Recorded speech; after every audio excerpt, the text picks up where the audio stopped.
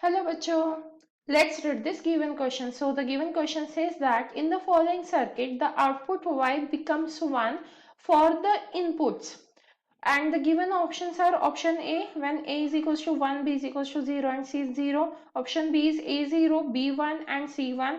Option C is A0, B0, C0. Option D is A1, B1 and C0. तो देखिए बच्चों, इस question में हमें क्या बोला गया है कि हमारे सामने एक लॉजिक सर्किट है और उसके लिए हमें बोला गया है कि जो आउटपुट y है, जो अल्टीमेट आउटपुट है y, वहां पे हमें क्या चाहिए है, 1 चाहिए, मतलब हमारा आउटपुट 1 चाहिए है। तो इसके लिए हमारे इनपुट्स का कौन सा कॉम्बिनेशन होना चाहिए, तो हमें इनपुट्स को फाइंड आउट करना है इन सच अ वे दैट कि हमारा जो आउटपुट है वो 1 आ जाए। तो इस क्वेश्चन को सॉल्व करने के लिए हमारा की कंसेप्ट क्या रहेगा, की concept to solve this question. अब देखिए, अगर हम फर्स्ट गेट देखें तो वो क्या है, एंड गेट है। अगर हम सेकंड गेट को देखें तो वो नॉट गेट है। और हमारा थर्ड गेट फिर से क्या है, एंड गेट है। तो इसकी कंसेप्ट में हम क्या कर लेते हैं, एंड गेट का लॉजिक समझ लेते हैं। एंड गेट कब आउटपुट 1 देता है, जब उसके सारे इनपुट्स 1 हो। मतलब यहाँ पे हम क्या लिख सकते हैं, and gate gives output, and gate gives output as 1, output as 1 only when all inputs are, only when all inputs, ये all word बहुत इंपॉर्टेंट है यहाँ पे, क्योंकि उसके जब सारे इनपुट्स 1 होते हैं तभी उसका आउटपुट 1 होता है, अदरवाइज वो 0 आउटपुट देता है। तो only when all inputs are 1। तो हमें इस लॉजिक के साथ इस क्वेश्चन को सॉल्व करना है। अब हम आइडेंटिफिकेशन भी लिख लेते हैं। जैसा कि फर्स्ट गेट आप देख सकते हो, जो फर्स्ट गेट दिया हुआ है वो एंड गेट है। फिर उसके बाद में जो सेकंड गेट हमें दिया हुआ है वो क्या है, नॉट गेट है। और जो थर्ड गेट है वो फिर से आप देख सकते हो कि एंड गेट ही है। तो ये जो थर्ड गेट है वो फिर से हमारे पास एंड गेट दिया हुआ है क्वेश्चन में। अब अगर हम सबसे पहले फर्स्ट गेट के बारे में बात करें तो फर्स्ट गेट में इनपुट्स कौन कौन से हैं। अगर मैं यहाँ पे फर्स्ट गेट के बारे में बात करूं तो वो एंड गेट है। ये कौन सा गेट है, एंड गेट है। और यहाँ पे अगर आप इनपुट्स देखो तो ए और बी है।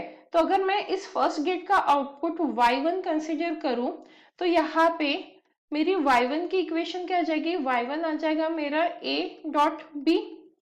वैसे ही अगर मैं सेकेंड गेट की बात करूं, सेकेंड गेट क्या है मेरा, नॉट गेट है।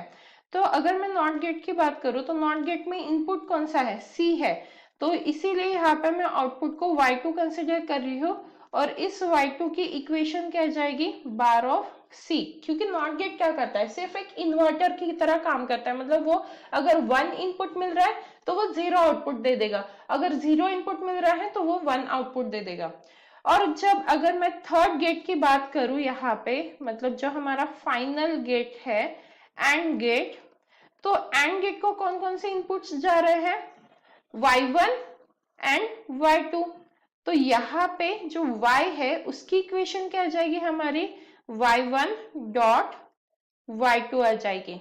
अब अगर हम वैल्यूज को सब्स्टिट्यूट कर दे, जैसे जो y1 और y2 की वैल्यू है अगर मैं उसे सब्स्टिट्यूट कर दूं तो मेरी y की इक्वेशन क्या आ जाएगी, y is equal to y1 की वैल्यू क्या है, a डॉट बी।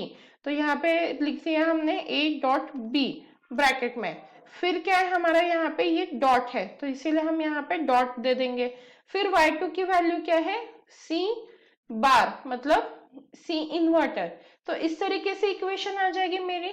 और मुझे क्या बोला गया है कि एंड गेट, मतलब की कंसेप्ट में हमने देखा था कि एंड गेट कब आउटपुट 1 देता है, जब उसके सारे इनपुट्स 1 हो। मतलब मुझे a की वैल्यू भी यहाँ पे 1 चाहिए, फिर b की वैल्यू भी मुझे 1 चाहिए और c बार की वैल्यू मुझे 1 चाहिए। अब अगर c बार की वैल्यू मुझे 1 चाहिए मतलब c की वैल्यू क्या होनी चाहिए, 0, क्योंकि वो तो इन्वर्टर है। अगर हम उसे इनपुट 0 देंगे तो वो आउटपुट क्या दे देगा, 1 देगा। मतलब हमारे कौन से कॉम्बिनेशन के लिए y की वैल्यू 1 आने वाली है, when a equals to 1, b equals to 1 और c के बारे में पूछा। ऑप्शन में देखिए c बार नहीं दिया है हमें, सी के बारे में पूछा है तो इसीलिए सी का कॉम्बिनेशन लिखते हैं। सी जब 0 होगा तब हमारे आउटपुट की वैल्यू 1 आ जाएगी, then y will be equals to 1। मतलब हमारा कौन सा ऑप्शन करेक्ट हो जाता है यहाँ पे? Option D. Hence the final answer for the given question is option D. Hope you understood it well. Best of luck.